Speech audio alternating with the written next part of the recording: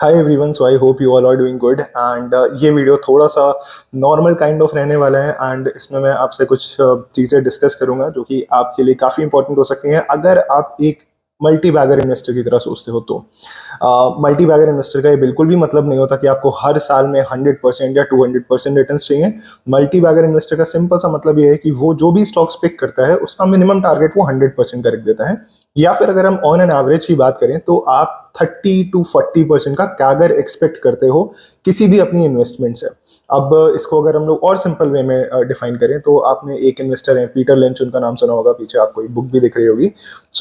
मुझे personally Peter lynch थोड़े ज़्यादा पसंद आते हैं तो अभी मैं उन्हीं को रीड कर रहा हूँ नाउ। पीटर लिंच जी का जो 10 साल का कैगर था, वो एनुअल रिटर्न अगर हम बात करें तो 10 साल का एनुअल रिटर्न उनका 30% था। मतलब हर साल वो 30% के आसपास रिटर्न जनरेट कर रहे थे। और ये आप किसी भी लार्ज कैप कंपनी से कर सकते हो। स्टिल अब यहाँ पे मैं कोई भी 100% चीज़ नहीं कहूँगा कि आप नहीं कर सकते, बट मेरे हिसाब से थोड़ा मुश्किल होता है कि अगर आप रिलायंस को बाय करो और वो आपको हर साल 30% के रिटर्न्स देता रहे या फिर एचडीएफसी बैंक देता रहे, तो it is quite less possible, right. तो अगर हम बात करें कि एक्चुअली में ये जो 30% का कागर है उन्होंने कैसे बनाया, तो यूजुअली उनके जो बेट्स होते थे वो छोटे बेट होते थे और उनका जो रिटर्न होता था वो काफ़ी ज़्यादा हाई होता था। लाइक कोई स्टॉक 10x हो गया, कोई स्टॉक 15x हो गया। तो अब आज मैं ये वीडियो आप लोग के लिए क्यों बना रहा हूँ, तो देखिए इसका रीज़न ये है कि मैंने लास्ट 10 से 12 दिन में जो भी मेरा एक पोर्टफोलियो का जर्नल रहता है, उस जर्नल में मैंने अराउंड 40 कंपनीज को एनालाइज करा है पिछले 12-13 दिनों में। अब ये 40 कंपनीज को क्यों एनालाइज करा है, तो सी अभी भी मेरे पोर्टफोलियो में बहुत सारे स्टॉक्स हैं और कुछ ऐसे स्टॉक्स हैं जो मेरी वॉच लिस्ट में जो मुझे अभी भी एनालाइज करने हैं। बट ये 40 स्टॉक्स को एनालाइज करने में मुझे पर्सनली 12-13 दिन लग गए, जबकि मैं पिछले 8 साल से स्टॉक मार्केट में काम कर रहा हूँ। अगर आप ये समझते हो कि आप कोई वीडियो देख के जिसमें कोई भला इंसान आपसे कह रहा है कि ये रहे 5 multibagger stocks for this month या फिर फॉर 2025 या फिर 2026, तो आपको एक चीज सोचनी चाहिए कि एक्चुअली में मल्टी बैगर स्टॉक का मतलब क्या होता है। मल्टी बैगर स्टॉक ऐसा नहीं होता कि आप उसे खरीदोगे और वो आपको 10x या 15x के रिटर्न्स दे देगा। मल्टी बैगर स्टॉक खरीदने के बाद उसके अंदर क्या चल रहा है कंपनी के अंदर, ये देखना इंपॉर्टेंट है। कोई भी दुनिया में ऐसी कंपनी नहीं हो सकती जो लॉस पोस्ट कर रही है और वो 10x हो जाए, 15x हो जाए। लाइक रेयर कंडीशंस में कुछ हो सकता है, एक्सेप्शंस आर ऑलवेज देयर।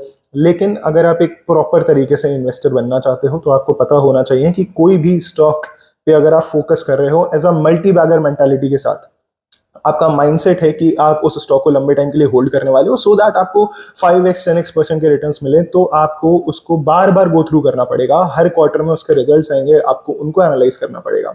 अब इस वीडियो को मैं ज़्यादा लंबा नहीं करना चाहता बिकॉज ये एक हम लोग थोड़ा सा बेसिक वीडियो रखना चाहते हैं, एकदम सिंपल सा, सो दैट आपका माइंडसेट थोड़ा सा चेंज हो सके।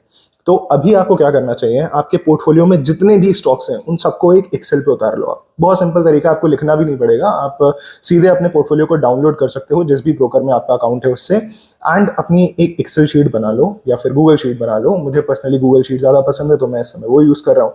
अब आपने उस शीट को जब बना लिया तो हर कंपनी के आगे आपको लिखना है कि आप उसे होल्ड क्यों कर रहे हो, क्या रीज़न है उसका होल्ड करने का। हो सकता है किसी फला यूट्यूबर ने बताया, हो सकता है आपके किसी दोस्त ने बताया हो, उसको लिखो सामने। एंड उसके पास में आप लिखो कि आपका क्या कन्विक्शन है उस कंपनी से, कि आपका हाई कन्विक्शन है मतलब आपको पूरा भरोसा है कंपनी पे, लो कन्विक्शन है या फिर मीडियम कन्विक्शन है। उसके आगे अगर आपको कोई चौथी चीज लगती है कि यार मैं कंफ्यूज हूं, मुझे नहीं पता कि इसमें मेरा कन्विक्शन क्या है क्योंकि मैं तो कुछ जानते ही नहीं हूं कंपनी के बारे में, तब आप उसको एनालाइज करोगे। लो कन्विक्शन है, निकाल के बाहर फेंक दो कंपनी को, क्यों होल्ड करना है बिना किसी बात के जब कन्विक्शन ही नहीं है उस कंपनी में।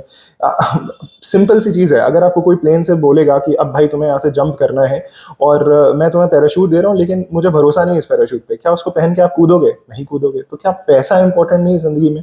क्या बेकार है पैसा जो आप उसको बेकार कंपनीज में लगा के छोड़ दिए हो? तो उनसे भी एग्जिट लेना सीखो। थोड़ा बहुत लॉस होगा, हो सकता है आप प्रॉफिट में हो अगर आप लकी हो तो, एंड उससे एग्जिट करो, उन्हें अच्छे स्टॉक्स में डालो।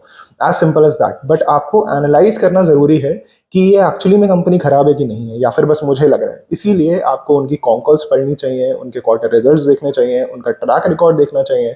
ये सारी चीजें आप देखोगे तब एक एनालिसिस बनेगा। अब ये मैंने बहुत शॉर्ट में कुछ चीजें आपको बताई हैं, जो मैंने 40 कंपनीज एनालाइज करी हैं उनके बारे में मैं ऑलरेडी डिस्कशन करता रहूंगा। जो हमारी कम्युनिटी है, अगर आप ज्वाइन करना चाहते हो आप कर सकते हो। अगेन ये कोई भी सेलिंग पिच नहीं है, अगर एक सेल्स पिच होती तो मैं आपको और ज्यादा अच्छे से हर जगह दिखाता है यहाँ पे कि क्या होता है क्या नहीं। It is just a simple update जो मैं आपको यहाँ पे बता रहा हूँ कि आज जो आईसीआईसीआई जनरल इंश्योरेंस के रिजल्ट्स आए थे, तो उसे मैंने कम्युनिटी में पोस्ट करा है, ब्रेक डाउन करके, जैसे मैं अपने लिए करता हूँ। तो आपको भी एक अपना सिस्टम क्रिएट करना है जिससे आप कंपनीज को अच्छे से ब्रेक डाउन करो, एंड वो आपके लिए ही हो सिर्फ। ऐसा नहीं है कि आपको भी दुनिया को दिखाना है, आपको सिर्फ खुद को दिखाना है, और आपको पता होना चाहिए कि यार ये मैं कंपनी क्यों होल्ड कर रहा हूँ। अगर आपको ये रीजन पता चल गया ना, तो बस आपका 90% काम वहां पे खत्म हो गया। उसके बाद आप टेक्निकल्स पे जंप कर सकते हो, आप कैपिटल एलोकेशन पे जंप कर सकते हो, रिस्क मैनेजमेंट पे जंप कर सकते हो एंड ऑल। बट जो मेन चीज होती है वो होती है कि कंपनी में कन्विक्शन कितनी है और कंपनी होल्ड क्यों कर रहे हो आप। सो आई होप कि ये वीडियो आपको पसंद आया होगा। अगर इस टाइप के थोड़े से 1-to-1 टॉक आपको पसंद आते हैं तो आप कमेंट सेक्शन में बता सकते हो, आप फीडबैक दे सकते हो, आपके लिए कमेंट सेक्शन हमेशा ओपन है। एंड आप लाइक कर सकते हो, तो जितने ज़्यादा मुझे अच्छे फीडबैक या फिर लाइक्स मिलेंगे उस अकॉर्डिंग हम लोग इस फॉर्मेट को भी आगे चलिए कंटिन्यू करेंगे। जो ये वर्टिकल फॉर्मेट है, आजकल बहुत ज़्यादा लोग रील्स वील्स देख रहे हैं, तो मैंने सोचा कि मैं भी ट्राई करता हूँ। बट 6 मिनट की रील बन चुकी है, सो या मुझे रील्स बनाने का उतना शौक नहीं है। सो इस वीडियो को ज़रूर बताइएगा कि आपको कैसा लगे। एंड अगर कोई क्वेश्चन है किसी चीज़ से रिलेटेड, कहीं एनालिसिस में आप फंस रहे हो, आई एम सॉरी, तो आप सिंपली आके मुझसे पूछ सकते हो कमेंट सेक्शन में, मैं 100% आपको आंसर करूंगा। Okay, so thank you so much for watching guys. मिलते हैं हम लोग नेक्स्ट वीडियो में। एंड ये जो थोड़ा बम्बल जम्बल हो रहा है मुझसे, इस वजह से हो रहा है क्योंकि मैं बहुत टाइम से कंपनीज को एनालाइज कर रहा था आज बैठ के, तो थोड़ा सा माइंड मेरा थक गया। तो अब मैं जाके रेस्ट करता हूँ, एंड आप लोग वीडियो देखो और मुझे बताओ कि आपको कैसा लगा। Okay, all the best.